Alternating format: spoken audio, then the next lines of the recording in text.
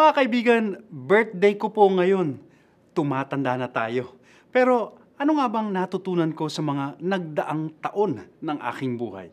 Magandang araw po, magkapit pandasal muna tayo. Ito po si Father Nono.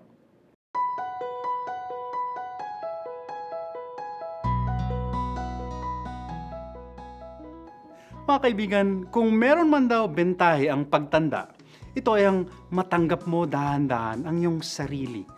Matanggap at matutunan itong mahalin.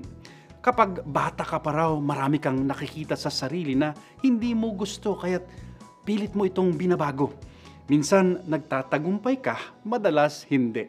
Hanggang matanggap mo na ikaw ay isang kabuuan.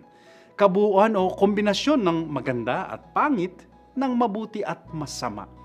Ikaw ay sabay na banal at makasalanan. Nagsisikap maging mabuti, subalit marupok pa rin. Sa Ingles, you are both your lights and your shadows, your strengths and your weaknesses. Nais nating maging perpekto, pero lagi tayong sumasabit, sumasablay, at lalo lang tayong nagagalit sa ating mga sarili at minsan sa Diyos na lumikha sa atin.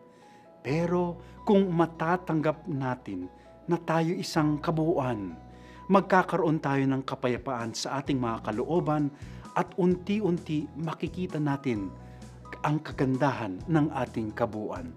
Sabi nga ng mga Tsino, tayo ay yin at yang at ito'y buong buo, perpektong perpekto. Sabi nga, napakaganda ng buwan sa gabi, napakaganda ng liwanag nito. Tinatanglawan ang mga nagmamahalan sa gabi.